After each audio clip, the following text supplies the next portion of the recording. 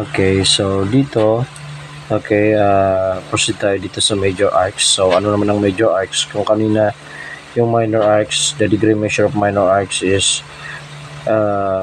in between 0 to 180 degrees. Ito naman, yung major arcs, this is bigger compared to minor arcs, the degree measure, okay?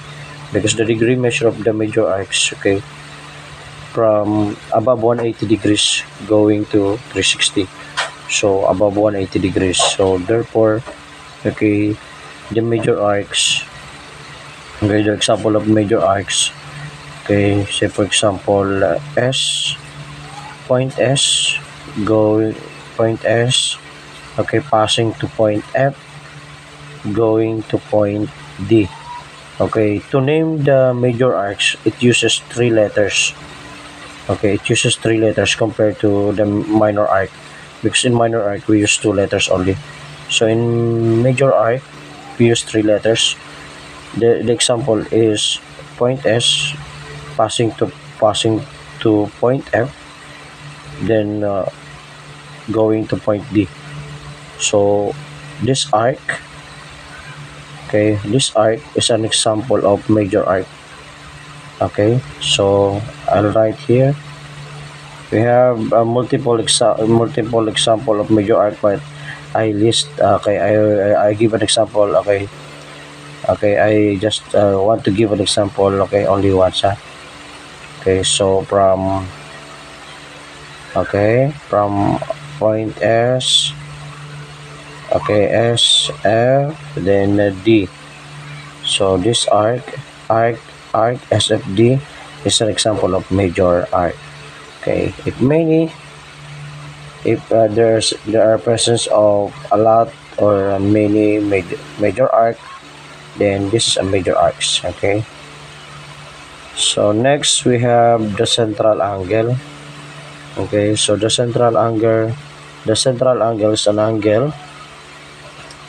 Okay, is an angle formed, okay, using the center point of the circle. So the central angle is here is an example of the example of central angle is angle DGA.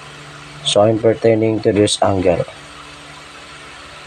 Okay, angle DGA. So that is an example of central angle.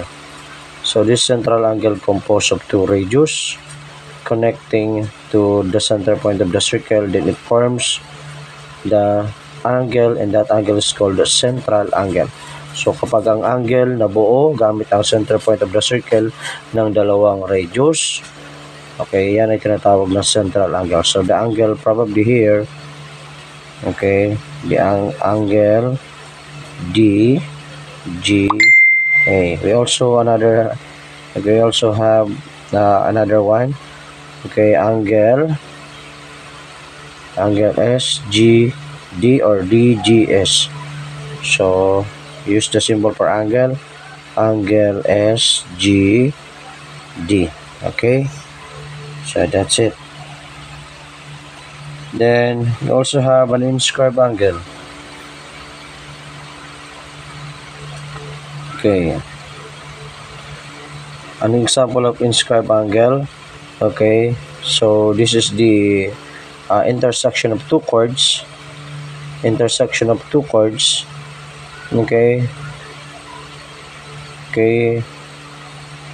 to the circle itself. So an angle formed by 2 chords intersecting to the points of the circle or on the circle itself. So again, what is this inscribed angle? An angle formed by 2 chords, okay, that intersect on the circle itself.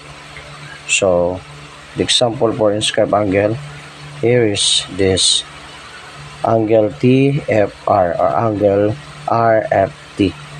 So that is an example of angle or inscribed angle. So TFR, an angle formed, okay, using 2 chords that intersect on the circle itself. That is an example of an inscribed angle. So what is secant? What is secant? So secant is a line. Secant is a line that intersect the circle at exactly 2 points. So the secant here is this, from secant, okay, from point D going to E. Okay, that line is the secant. So right, symbol for line DE. If you're pertaining to line DE, then that's the secant. Or ED can be interchanged. Then last, we also have the tangent. Again, I just want to reiterate. Okay, the secant is a line that intersect the circle at exactly 2 points. So isa siyang linya na nagkaroon ng contact sa circle ng dalawang beses.